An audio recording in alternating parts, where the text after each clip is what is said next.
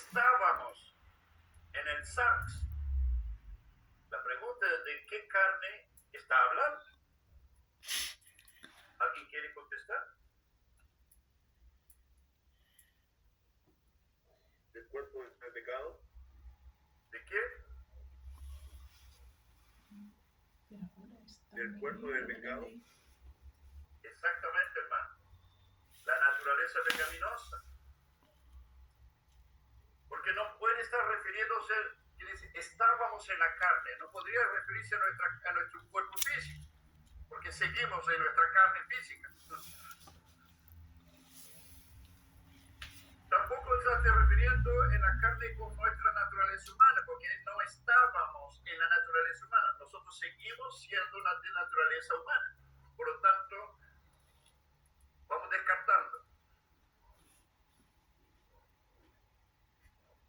Solo nos va quedando una acepción para salvos. La naturaleza pecaminosa. Porque usted y yo seguimos teniendo un cuerpo físico de carne. Usted y yo seguimos teniendo una naturaleza humana. Por lo tanto, no hay ninguna de las dos porque es pasado. Y la única que va quedando, querido, es la naturaleza pecaminosa. Estábamos pasados en la carne. Cuando estábamos en la carne, las pasiones pecaminosas, las pasiones pecaminosas que eran por la ley, hermano, eran por la ley. Recordando que la ley, ella no produce pasiones pecaminosas, pero está bajo ella. Las pasiones pecaminosas son estimuladas.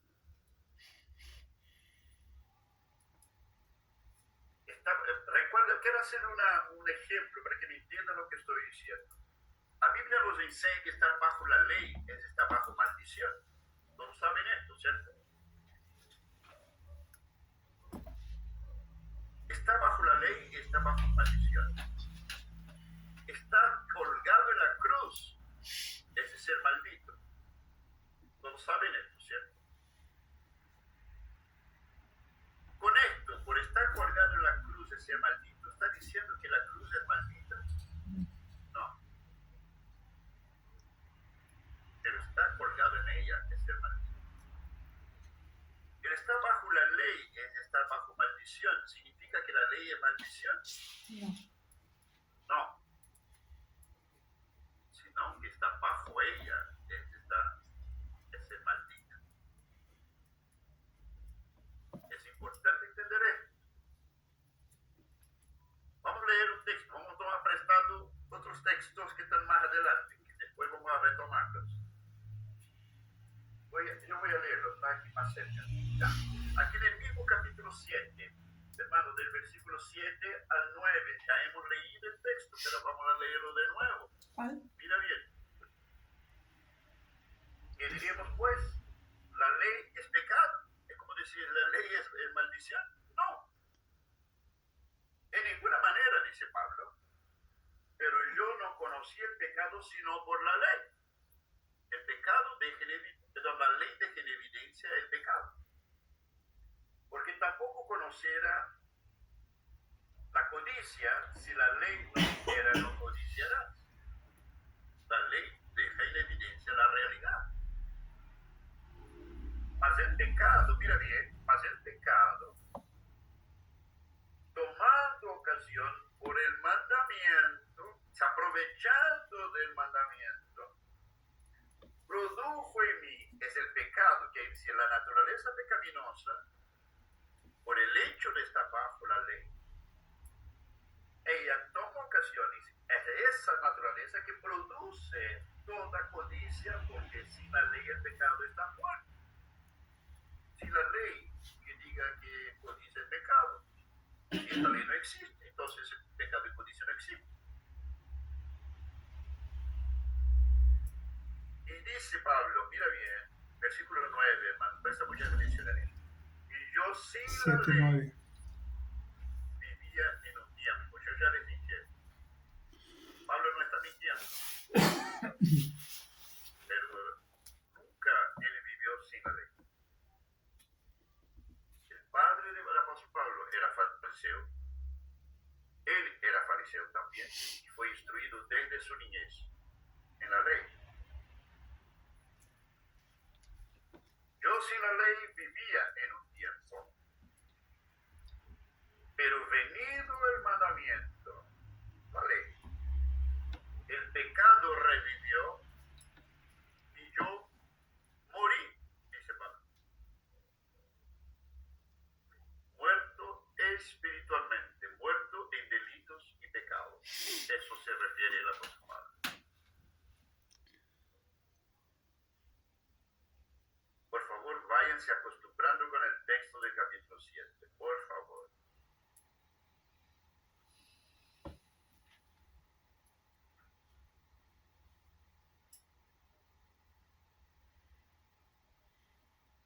Vamos a leer todavía en el mismo capítulo, en la misma secuencia. Preste mucha atención en el versículo 12, por favor.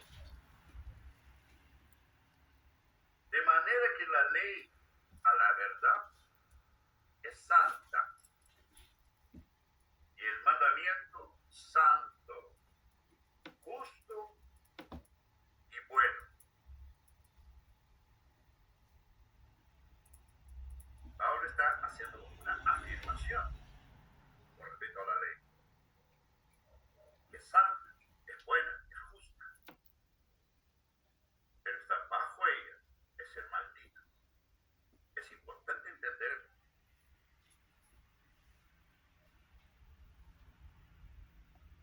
Que sigue, ¿cierto? Porque sin la ley. Entonces, las pasiones pecaminosas dice que eran por la ley. Tiene que ver exactamente con lo que acabamos de leer aquí en estos textos. ¿Okay? Cuando dice que las pasiones pecaminosas que eran por la ley obraban en nuestros miembros, llevando fruto para muerte, recordando a ustedes los 3 propósitos de la ley. ¿Todos se acuerdan de los 3 propósitos de la ley?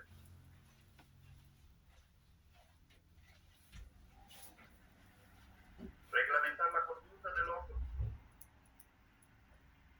dejar en evidencia la condición pecaminosa y caída y los pecados de los hombres. Tercero, direccionar al hombre pecador a Cristo. Para esto es la ley. La ley mosaica me refiero. Y dice el texto aún, dice lo siguiente: obraban en nuestros miembros llevando fruto para muerte. Primero de recordar, hermano, que está hablando del pasado. Segundo, que está hablando de naturaleza pecaminosa. Y esa naturaleza pecaminosa, evidentemente, ustedes y yo sabemos de qué se trata.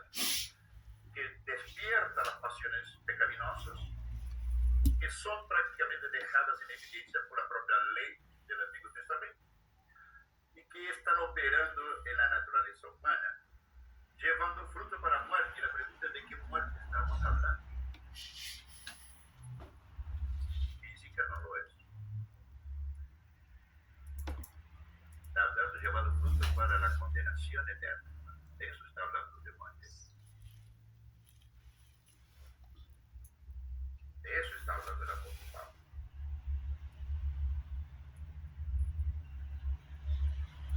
Eran por la ley y siguen siendo por la ley, hermanos. Por eso nosotros, insisto, no somos antinomianistas, como ya les he dicho. Mientras hayan pecadores y tinieblas, la ley seguirá existiendo.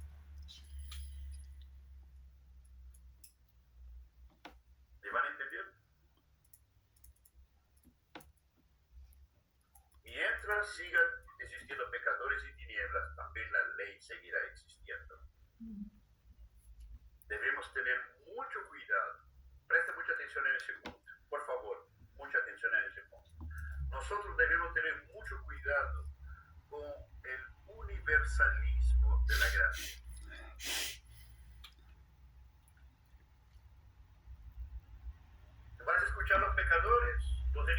Dios, haciendo gárgaras, diciendo que ya no estamos bajo más la ley, estamos todos bajo la gracia.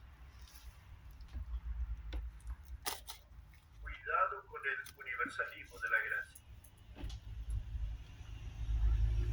Juan capítulo 1, versículo 17 dice, porque la ley por medio de Moisés fue dada, pero la gracia y la verdad vinieron por medio de Jesucristo.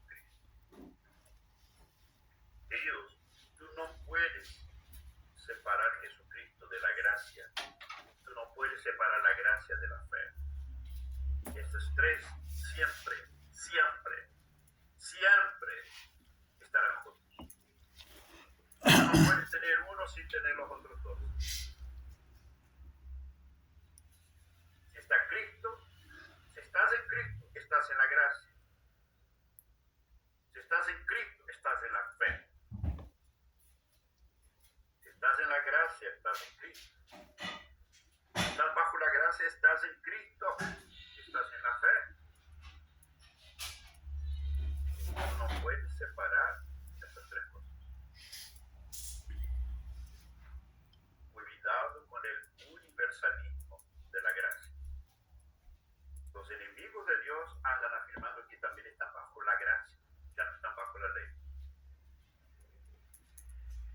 Claro que la gracia fue derramada. Mira bien, entiéndame por favor. ¿Usted cree que Cristo murió por el mundo entero? La Biblia afirma que sí. En otras palabras, en la muerte de Cristo la gracia fue derramada para el mundo entero. Claro que sí. Pero la pregunta, todo, aunque Cristo murió por el mundo entero, ¿significa que todos son cristianos? ¿Todos recibieron a Cristo? No. Si no recibieron el sacrificio de Cristo, tampoco recibieron la gracia, porque la gracia se desprende del sacrificio de Cristo.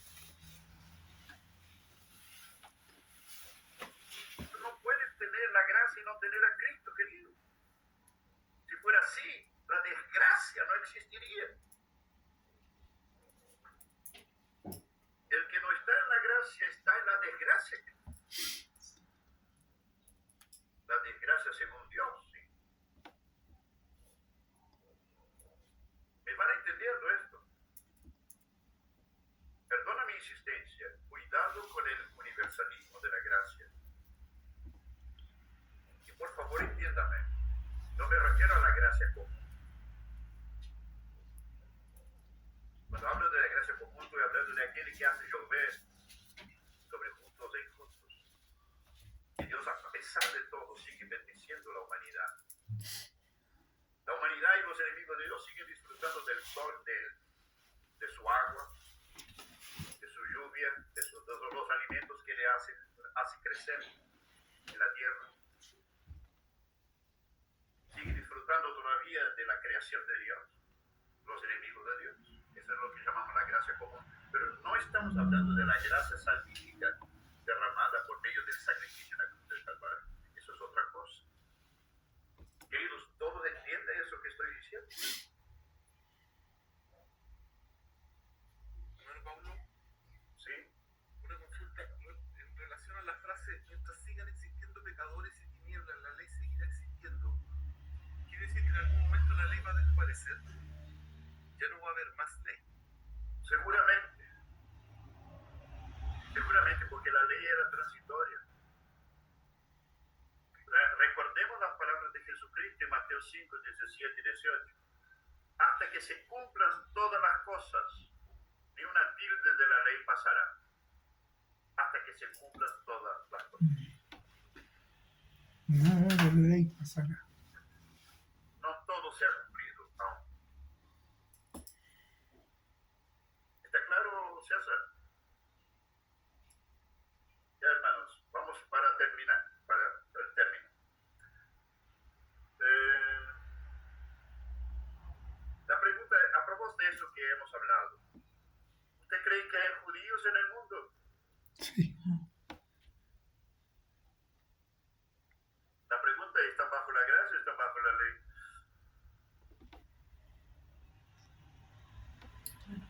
Bajo la ley, bueno. Claro.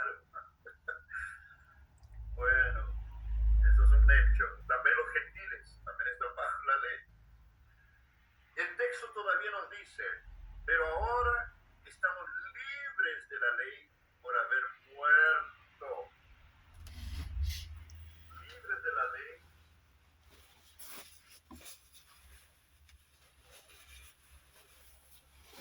Por haber muerto para aquella en que estábamos sujetos. Y aquí voy a pedir nuevamente, Hugo, que tú me hagas el favor, querido.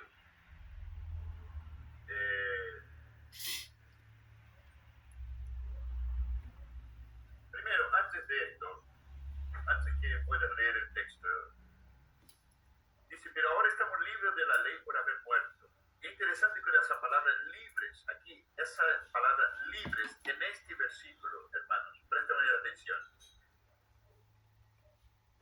La palabra griega es la misma, mira bien, la misma cuando dice en el capítulo 6, versículo 6, para que el cuerpo del pecado sea destruido, la palabra destruido, es catargeo, y libres acá también es catargeo.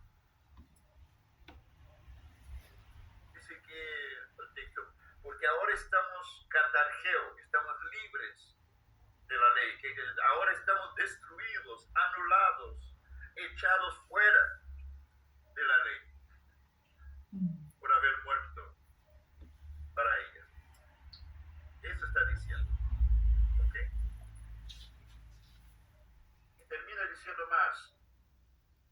De modo que sirvamos bajo el régimen nuevo del Espíritu.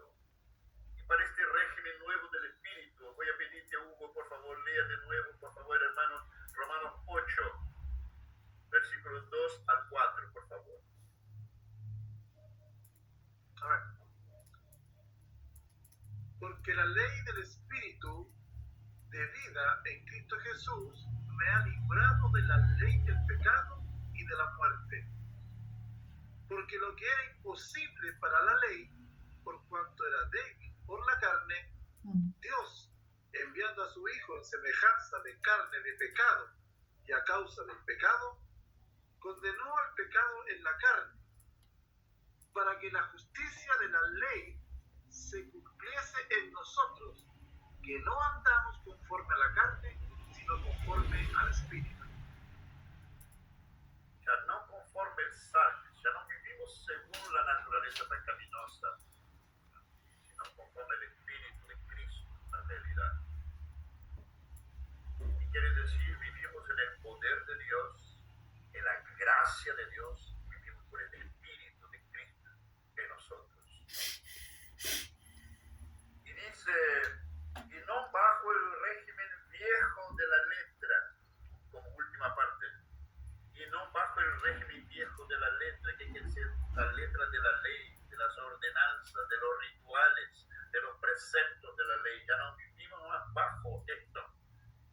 Y dice de la letra, y cuando dice letra, querida, la palabra letra ahí, el texto, en el griego es grama, de donde viene gramática. Y grama se refiere a la palabra de Dios escrita, literalmente la palabra de Dios escrita. Grama en el griego. ¿Ya? Y no bajo el régimen viejo de la letra escrita, de la palabra escrita, está diciendo esto. Que la verdad se traducía para los judíos un conocimiento intelectual, un literalismo que los llevaba a vivir por las obras. Y esto, porque para ellos era como guardar la ley de manera exterior, dar una apariencia de guardia exterior de la ley. Y evidentemente con toda la moralidad posible humana que ellos conseguían. Pero que en realidad nunca convenció a nadie. El propio Cristo es testigo de esto.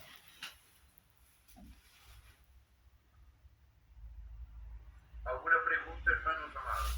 Con eso estamos terminando el estudio de hoy.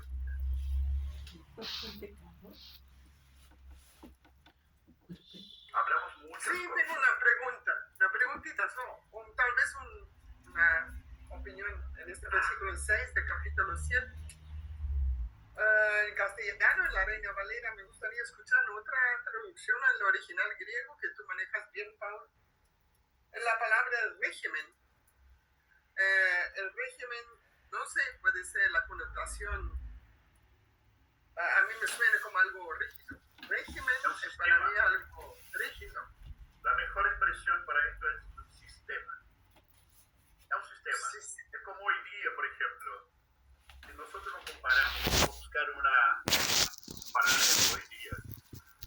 Vamos a encontrar, por ejemplo, el catolicismo romano, por ejemplo, es un sistema religioso, político, religioso en realidad.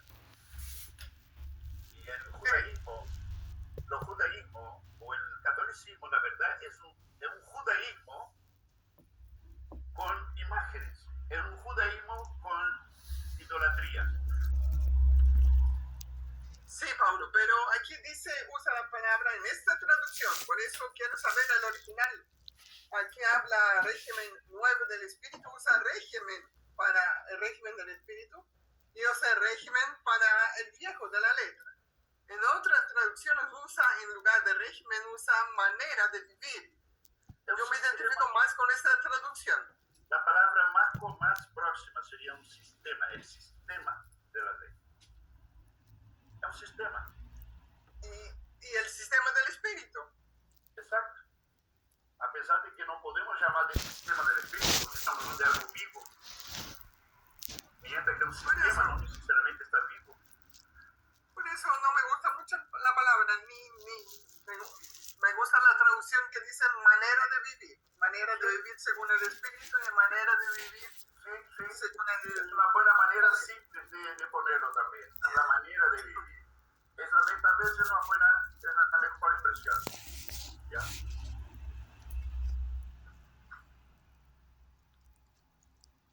Hermanos, ¿algún otro comentario? Si no, vamos a encaminar para terminar. Hermano, de algún modo, bueno, puede que esté equivocado y diga una herejía ahora, pero de algún modo la ley en el Antiguo Testamento era la manifestación de Dios. En el Antiguo Testamento. Era la manifestación escrita de Dios, por decirlo de alguna manera. Sí, hermano. En ese sentido, podemos extrapolar eso y decir que, de alguna manera, no sé, que el mismo Señor era la ley de Dios. Claro, pero escúchame bien ese texto que voy a leer. Voy a recapitular algo que ya hemos estudiado en Romanos mismo, capítulo 2 de Romanos, versículos 28 y 29. Capítulo 2 de Romanos, versículos 28 y 29. Acompaña la lectura, por favor. Pues no es judío el que lo es exteriormente, ni es la circuncisión la que se hace exteriormente en la carne. Pablo está diciendo, no lo es, sino que es judío el que lo es en lo interior. Y la circuncisión es la del corazón, en espíritu, no en letra, la alabanza del cual no viene de los hombres sino de Dios. En otras palabras, el judaísmo nunca cumplió con Dios. Los hombres y mujeres del antiguo pacto que recibieron revelación del verdadero sacrificio en el antiguo pacto, la Biblia menciona algunos, pero hermanos, lógicamente la Biblia no está mencionando todos. Pedro, el apóstol, en su epístola habla de los justos de la antigua alianza, que no fueron pocos. Muchos recibieron entendimiento de que un día el sacrificio del Mesías vendría y fueron salvos mirando miles de años en el futuro. Mira bien, en el capítulo 8 de Juan, Jesús dice lo siguiente: Abraham, 2000 años antes de Cristo, Abraham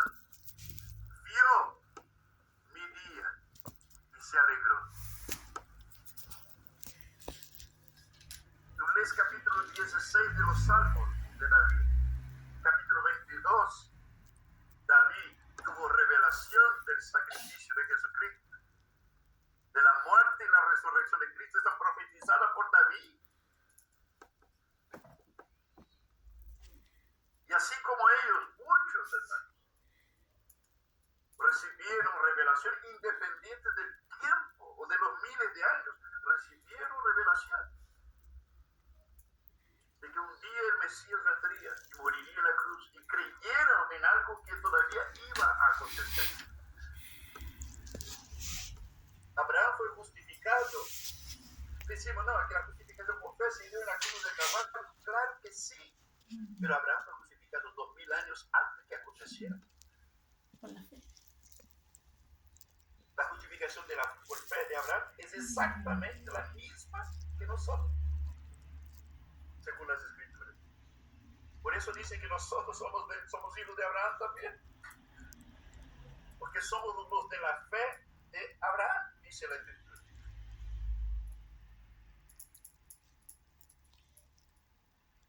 ¿Me van entendiendo, cierto? Entonces, son muchos los casos del Antiguo Testamento que fueron justificados por la fe mirando lo que iba a pasar en el futuro. Por lo tanto, las ceremonias o los rituales de la ley eran temporarios, no eran permanentes, eran solo figuras, siempre fueron figuras de algo mayor que vendría, o de lo verdadero que vendría. Tanto así que si tú lees Hebreos capítulo 9 y 10, queridos, habla del verdadero propiciatorio donde los sacerdotes llegaban y ponían la sangre de los animales en el Antiguo Testamento. El verdadero propiciatorio, dice, no era de esta creación. Estaba en el cielo, esperando una sola sangre, una sola.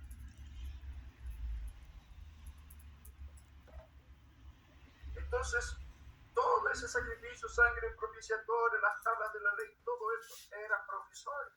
Era una figura de lo que habría de venir. ¿Era un mandamiento de Dios? Claro que sí era. Pero los judíos nunca lo entendieron. Nunca lo entendieron. Y si quieres saber por qué nunca entendieron, tomen nota y lean después que terminemos aquí. Y tú vas a saber lo que estoy diciendo. Primera de Corintios, capítulo 3.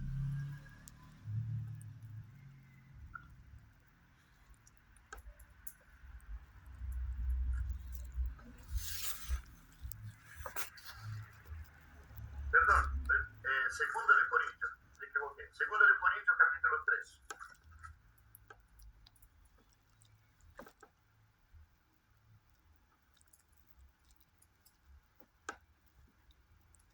Del versículo 12 hasta el versículo 16. Segunda Corintios 3, del versículo 12 al versículo 16. Bueno, si alguien quiere leerlo ahí de una vez y con eso concluimos. Ahí me explica lo que les estoy diciendo. ¿Leo, hermano? Puede leerlo. Bien fuerte, por favor. Así que, teniendo tal esperanza, usamos de mucha franqueza, y no como Moisés, que ponía un velo sobre su rostro, para que los hijos de Israel no fijaran la vista en el fin de aquello que había de ser abolido. Pero el entendimiento de ellos se embotó, porque hasta el día de hoy, cuando leen el antiguo pacto, les queda el mismo velo no descubierto, el cual por Cristo es quitado. Y aún hasta el día de hoy, cuando se lee a Moisés, el velo está puesto sobre el corazón de ellos. Pero cuando se conviertan al Señor, el velo se quitará. ¿Les quedó claro? Sí.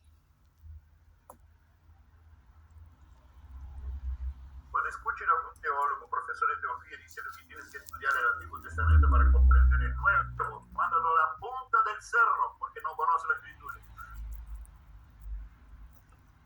Porque Cristo, Él es el espíritu de la profecía y de la ley. Apocalipsis 19:10. Cristo es el espíritu de la profecía.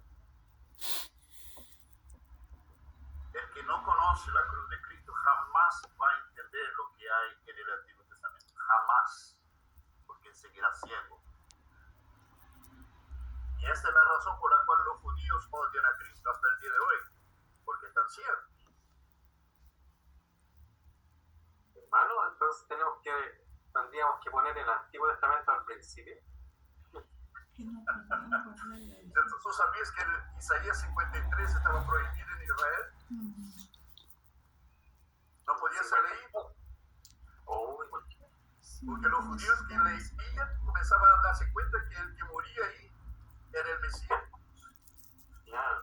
Según los judíos y la ley, el Mesías nunca muere. Ya.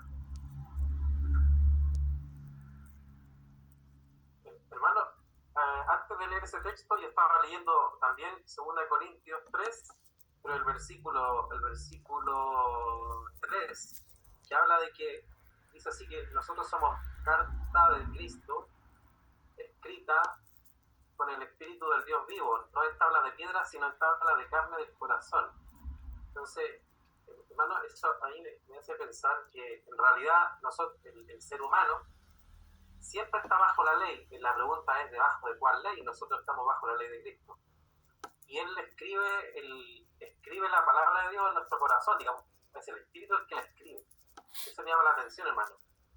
Que es como que Cristo está escribiendo, no sé cómo expresarlo, pero somos, lo que mencioné, somos cartas. Claro, piedra, claro. Cristo tiene. Claro, y antes era una piedra muerta, digamos. Eso tiene una implicancia grande, pues, hermano, porque la piedra viva también se usa en el contexto de hablar lo que es una iglesia. Mi hermano, es una expresión muy linda. Somos cartas vivas. Cristo sigue escribiendo en nuestras vidas.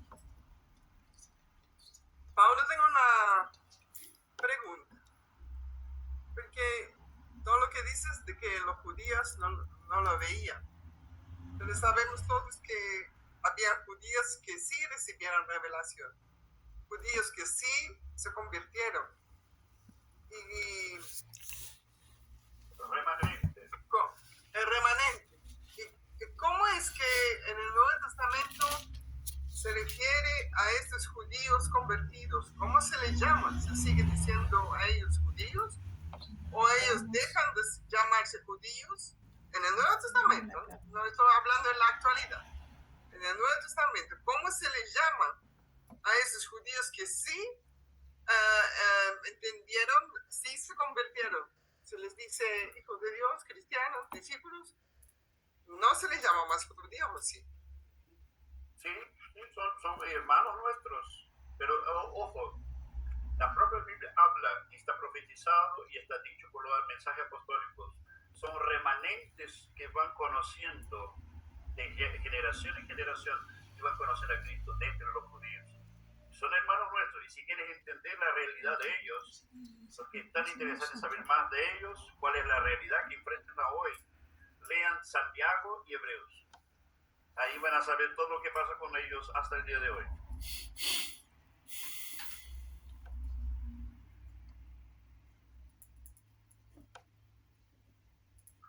Queridos, vamos terminando. Ya sí, ¿podrías orar para que podamos encerrar, hermano? Por favor.